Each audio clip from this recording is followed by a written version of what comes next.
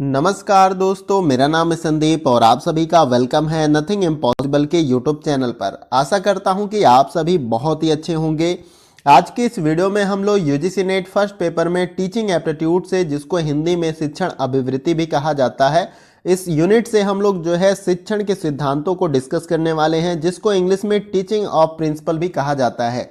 इससे पिछले वाले वीडियो में मैंने आपको शिक्षण के सूत्र के बारे में बताया था, जिन सूत्रों का इस्तेमाल करके टीचिंग को बहुत ही बेहतर और इफेक्टिव बनाया जा सकता है। उसी प्रकार से आज के इस वीडियो में हम टीचिंग के यानी शिक्षण के कुछ महत्वपूर्ण सिद्धांत हैं, उनको डिस्कस करेंगे, जिसके इस्तेमाल से टीचिंग को आप इफेक्टिव बना सकते हैं।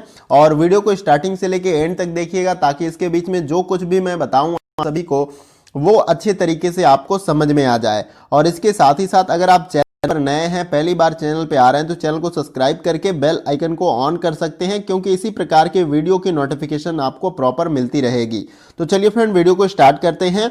देखिए, जैसे कि मैंने बताया कि शिक्षण के सिद्धांतों को हम लोग डिस्कस करने वाले हैं आज के इस वीडियो में।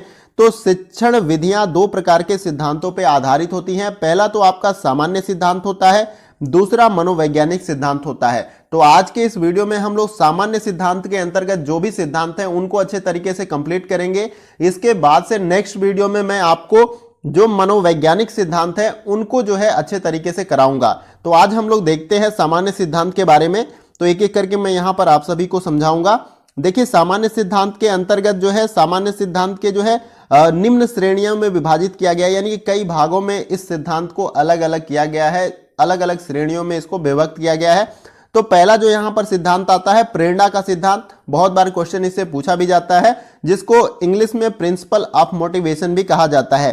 तो इस सिद्धांत के अंतर्गत जो होता है कि यह छात्रों के बीच में नई बातें जानने की जिज्ञासा पैदा करता है, यानी कि हम बच्चों को प्रेरित करते हैं। अगर कोई बच्चा क्लास में उठ के आपसे कोई क्वेश्चन पूछ लेता है, तो आप उसका आंसर अच्छे तरीके से करते हैं, तो वो कहीं ना कहीं आपसे प्रेरित होता है कि अगर मैं कोई क्वेश्चन करूंगा, टीचर से कोई प्रश्न पूछूंगा, तो शिक्षक जो है उसका जवाब देगा।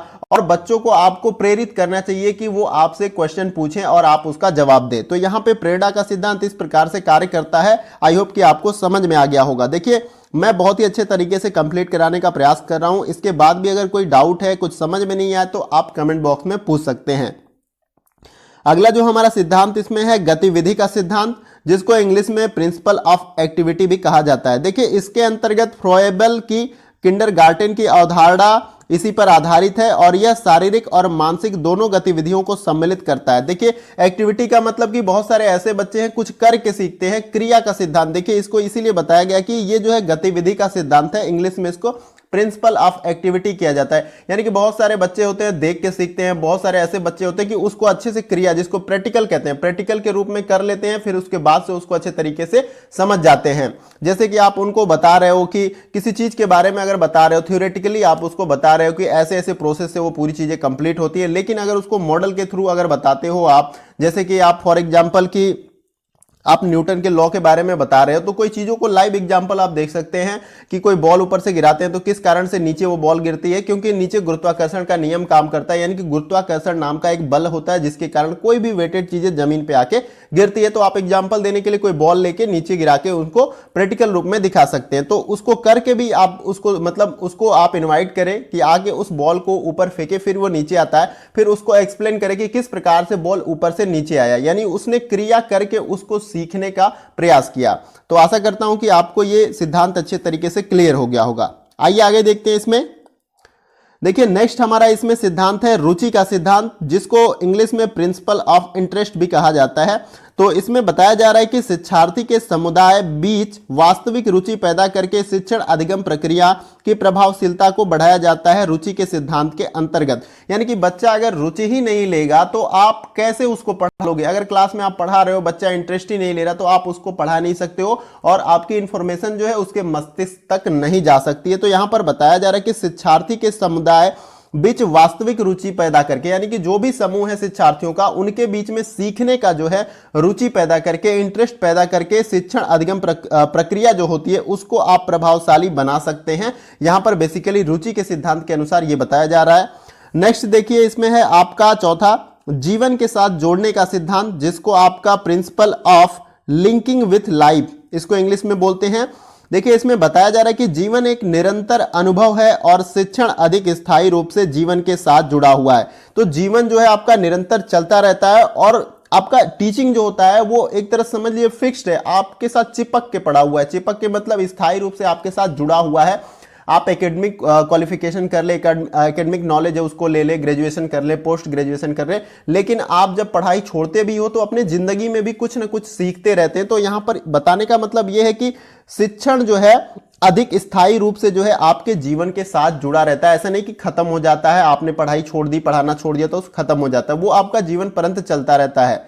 तो यहां पर यही बताया गया कि जीवन के साथ जोड़ने का सिद्धांत, यानी किसी भी बच्चे को आप बता रहे हैं तो उसको व्यवहारिक रूप से बताइए, उसकी जिंदगी के साथ लिंक करके बताइए। जो अपने वो दिनचर्या में किसी भी चीजों को ऑब्जर्व करता है उससे लिंक करके किसी भी कॉन्सेप्ट को अगर बताते हैं तो बच्चे के मस्तिष्क में वो कॉन्सेप्ट बहुत ही अच्छे तरीके से क्लियर हो जाएगा और वो कभी नहीं भूलेगा। तो यहां पे बस ये सिद्धांत ऐसे कार्य करता है कि आपको कोई भी टॉपिक पढ़ा रहे उसकी रियल लाइफ से लिंक करके आप पढ़ाएंगे तो इफेक्टिव होगा। आई होप कि आपको ये क्लियर हो गया होगा। आइए आगे देखते हैं। इसमें देखिए मैं अपने तरफ से मैं प्रयास कर रहा हूं कि आपको बहुत ही बेहतर तरीके से समझाऊं। इसके बाद भी अगर आपको समझ में नहीं आता तो कमेंट बॉक्स में आप बता सकते हैं, मैं उसमें भी जो है आपको बताने का प्रयास करूंगा कमेंट बॉक्स में ही। देखिए नेक्स्ट हमारा है पांचवा, निश्चित उद्देश्य का सिद्धांत, जिसको इंग्लिश में principle of the definite aim भी बोला जाता है। और इसमें बताया जा रहा है कि यह सिद्धांत शिक्षण संसाधनों के अनुकूलतम उपयोग और सीखने पर अधिक ध्यान केंद्रित करने के लिए महत्वपूर्ण है। तो यह सिद्धांत बेसिकली किस प्रकार से काम करता है कि टीचिंग में बहुत सारे संसाधनों का हम इस्तेमाल करते हैं। जैसे पहले के समय में हम चौक से ब्लैक बोर्ड पे, जो ब्लैक कलर का ब्लैक बोर्ड होता था, उस पर लिखते थे। आज देखिए मॉडर्न टेक्नोलॉजी आने से हम लोग स्मार्ट बोर्ड का इस्तेमाल कर रहे हैं, सनमाइका बोर्ड का इस्तेमाल कर रहे हैं, इसके साथ ही साथ प्रोजेक्टर का इस्तेमाल कर रहे हैं। तो कहीं ना कहीं जो टेक्नोलॉजी इंप्रूव हुई है और उसका प्रभाव हमारे टीचिंग पे भी पड़ा है। तो यहां पर यही बताया जा रहा है कि निश्चित उद्देश्य के सिद्धांत के अंतर्गत जो है शिक्षण संसाधनों के अनुकूलतम उपयोग और सीखने पर अधिक ध्यान केंद्रित किया जाता है। यानी कि जो भी संसाधन है उनका उपयोग किस प्रकार से टीचिंग में या लर्निंग में किया जा सकता है उस पे सीखने पे बल दिया जाता है निश्चित उद्देश्य के सिद्धांत के अंतर्गत।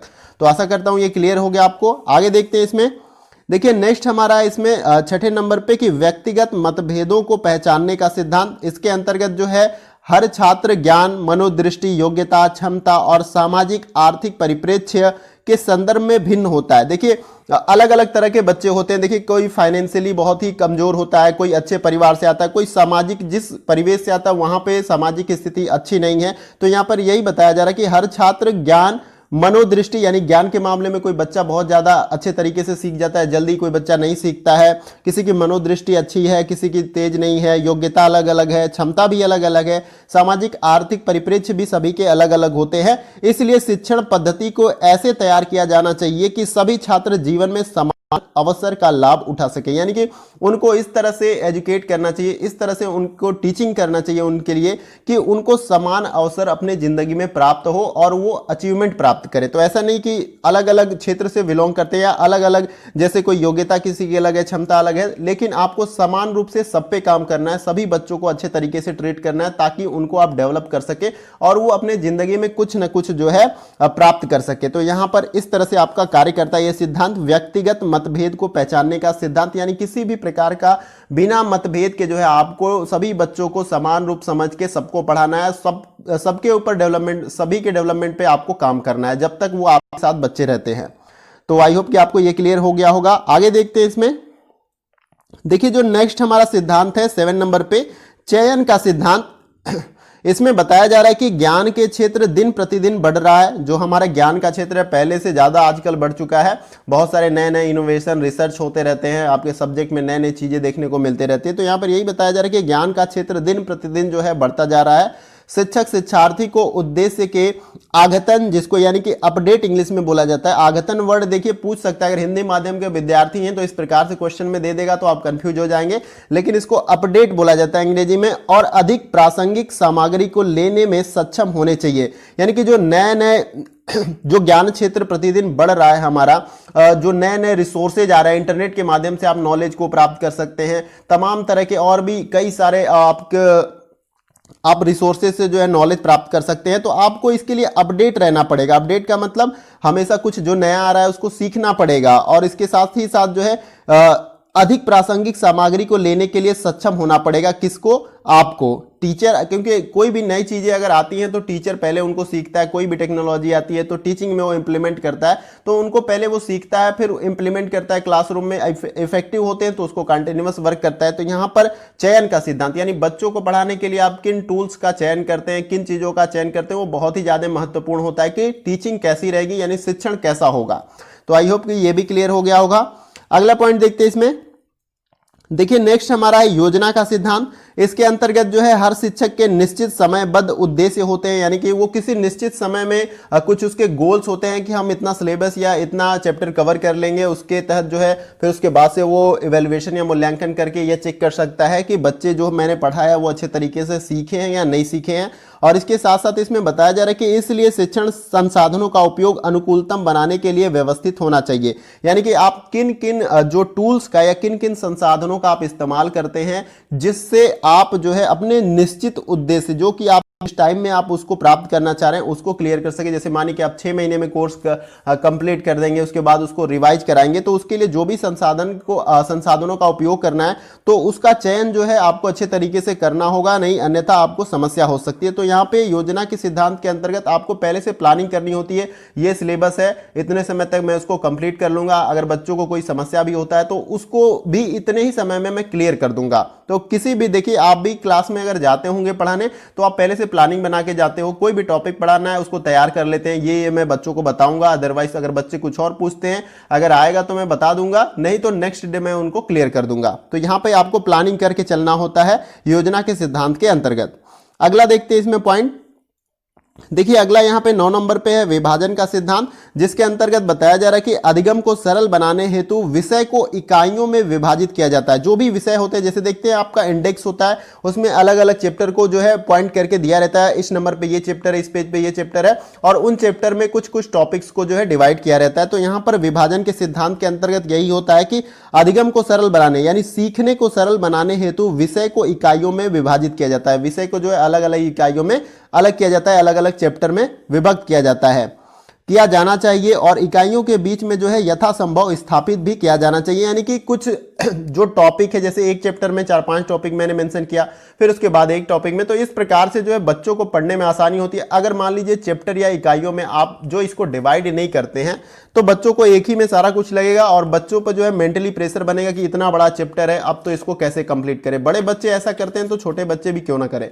तो ये समस्याएं होती है, जिसके वजह से जो है इसको चैप्टर में या इकाई वाइज जो है इसको डिवाइड कर दिया जाता है, जिससे उनको सीखने और समझने में जो है आसानी होती है। तो विभाजन का सिद्धांत इस प्रकार से वर्क करता है। तो आई होप कि ये भी क्लियर हो गया होगा। आगे चलते हैं। देखिए अगला जो हमारा इसमें सिद्धांत है, देखिए जितने भी मैं सिद्धांत बता रहा हूं ये सब टीचिंग में इनको इंप्लीमेंट करके टीचिंग को बेहतर बनाए जाने के लिए सिद्धांत दिए गए हैं। तो इनको इंप्लीमेंट अगर आप एज ए टीचर हैं तो आप इसका इस्तेमाल कर सकते हैं, आपकी टीचिंग और भी इफेक्टिव हो सकती है। तो देखिए 10 नंबर पे बताया जा रहा है कि संशोधन का सिद्धांत। तो देखिए इसके अंतर्गत बताया जा रहा है कि शिक्षण को अधिक स्थायी बनाने के लिए अर्जित ज्ञान को तुरंत और बार बार संशोधित किया जाना चाहिए। ऐसा नहीं कि जो हमने सीख लिया वही बेहतर है, हो सकता है कि जो जब भी मैंने सीखा वो उतना अपडेटेड नहीं हो। नॉलेज देखिए अपडेटेड होता रहता है, आपको अपने आप को अपडेट करना चाहिए। अगर शिक्षक है तो ऐसा नहीं कि जो हमने सीखा है उसी को सिखाएंगे। आज के समय में जो कुछ भी प्रासंगिक है अपने सिलेबस से जुड़े या जिस भी विषय से हैं आप उसके बारे में अपडेट रहेंगे और बच्चों को अपडेटेड नॉलेज देंगे। ऐसा नहीं, तो आप अपने ज्ञान में निरंतर संशोधन कर सकते हैं। ऐसा नहीं कि जो आपने सीखा है वही क्लियर है, तो अपने ज्ञान को जो है आप बढ़ाते रहेंगे समय के साथ साथ। इसमें यही बताया जा रहा है कि शिक्षण को अधिक स्थायी बनाने के लिए अर्जित ज्ञान को तुरंत और बार बार संशोधित करना चाहिए। आप सभी को, कोई भी टीचर है, आप अपने नॉलेज को हमेशा अपडेट करते रहिए और चेक करते रहिए क्या जो कुछ भी मैंने सीखा है वो राइट है। अगर थोड़ा मोड़ा गलती भी है तो उसमें आप करेक्शन कर सकते हैं, फिर उसके बाद बच्चों को उसके बारे में बता सकते हैं। नेक्स्ट देखिए इसमें हमारा जो सिद्धांत है वो है सृजन और पुनः सृजन का सिद्धांत। और इसके अंतर्गत जो बताया जा रहा है कि यह सिद्धांत कक्षा में वातावरण को हास्यपूर्ण और रचनात्मक बनाने के लिए अति आवश्यक है।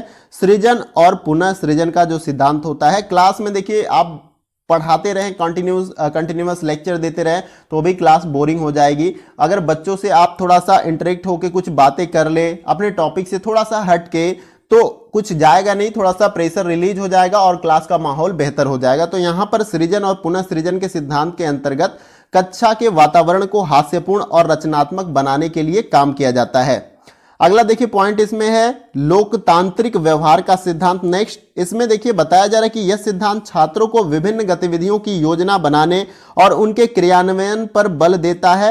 यह शिक्षार्थियों के आत्मविश्वास और आत्मसम्मान को विकसित करने की सहायता करता है। देखिए इस सिद्धांत के अंतर्गत जैसे लोकतंत्र में हम लोग रहते हैं, हमें अपनी अभिव्यक्ति की आजादी है, हम किसी भी प्रदेश में जाके रह सकते हैं, उसी प्रकार से यह सिद्धांत जो है कक्षा में बच्चों को जो है आजादी प्रोवाइड कराता है। जैसे कि आप जैसे प्रोजेक्ट कार्य कोई बच्चों को दे देते हो किसी भी सब्जेक्ट से, साइंस से, ज्योग्राफी से, केमिस्ट्री से, किसी भी सब्जेक्ट से, तो अब उस प्रोजेक्ट को कंप्लीट करने के लिए वो पूरी तरह से आजाद है, उनको खुद से करना है वो पूरा प्रोजेक्ट। ऐसा नहीं कि किसी से कैसे भी हेल्प ले, इंटरनेट से ले, जैसे भी ले, लेकिन पूरा उसको कंप्लीट वो खुद से करते हैं। तो आप यहां पर जो है खुद से उनको क्रियान्वयन का मतलब खुद से क्रिया करके उनको सीखने का पूरी तरह से आजादी दे सकते हैं, जिससे उनको खुद से किए गए कामों पर अगर जब आप अच्छा से अप्रिशिएट करते हैं, नहीं तुम्हारा प्रोजेक्ट बहुत अच्छा है, तो उसको अपने आप में भी आत्मविश्वास आता है कि मैंने कुछ बनाया है।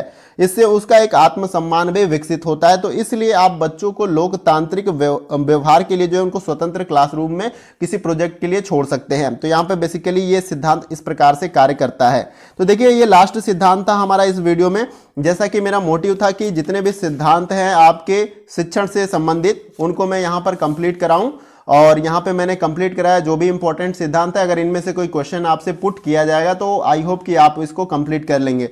जैसे ही मैं टीचिंग एप्टीट्यूड का सारा जितने भी टॉपिक है उनको कंप्लीट कराता हूँ, उसके बाद से ही मैं जो है आपको जो भी इंपॉर्टेंट एमसीक्यू क्वेश्चन होंगे उनको भी कंप्लीट कराऊंगा, और टीचिंग एप्टीट्यूड के जो प्रीवियस ईयर में क्वेश्चन पूछे गए हैं उनको भी मैं कंप्लीट कराने का प्रयास करूंगा, जिससे कि आपको यह भी आइडिया लग जाए कि शिक्षण अभिवृत्ति से जो है प्रीवियस ईयर में किस प्रकार के प्रश्न पूछे गए हैं, और उसी से संबंधित एमसीक्यू भी मैं आपको कंप्लीट कराऊंगा। तो वीडियो कैसा लगा इसके बारे में आप जरूर बताएं, और कहीं भी आपको समस्या हो, कुछ समझ में नहीं आया, लगता है कि मैंने कुछ गलत बताया, तो कमेंट बॉक्स में मुझे जवाब दे सकते हैं। इसके साथ ही साथ आपको वीडियो कहीं से भी अच्छा लगा तो पॉजिटिव कमेंट कर सकते हैं, और कोई नए टॉपिक पे अगर वीडियो चाहिए या कोई क्वेरी है, कोई समस्या है किसी एग्जाम रिलेटेड, तो उसके बारे में भी पूछ सकते हैं। और वीडियो कहीं से भी अच्छा लगे तो वीडियो को लाइक कर सकते हैं। देखिए आपके एक लाइक से हमें बहुत सारा मोटिवेशन मिलता है, ऊर्जा मिलता है आपके लिए कार्य करने के लिए। तो लाइक का कोई चार्ज नहीं लगता, पैसे नहीं लगते, तो आप लाइक कर सकते हैं। और लगता है कि वीडियो अच्छा है तो आप दूसरे दोस्तों को भी शेयर कर सकते हैं, क्योंकि जो कुछ भी हम प्रोवाइड करते हैं सब कुछ फ्री ऑफ कॉस्ट है। अगर आपको थोड़ा सा भी लाभ हो रहा है तो दूसरों को शेयर करें ताकि उनको भी इससे लाभ हो सके। और चैनल पे नए हैं तो चैनल को सब्सक्राइब कर सकते हैं, और उसके बगल में जो बेल आइकन का बटन होता है इस प्रकार से घंटी का निशान, उसको ऑन कर ले, क्योंकि इस चैनल पे जब कभी भी इंपॉर्टेंट वीडियो अपलोड किए जाएंगे तो उसकी नोटिफिकेशन आपको बहुत ही आसानी के साथ प्राप्त हो जाएगी। तो आज के वीडियो में फ्रेंड्स बस इतना ही, फिर मिलते हैं नेक्स्ट वीडियो में कुछ और इंपॉर्टेंट टॉपिक और क्वेश्चन के साथ। तब तक के लिए जय हिंद, जय भारत।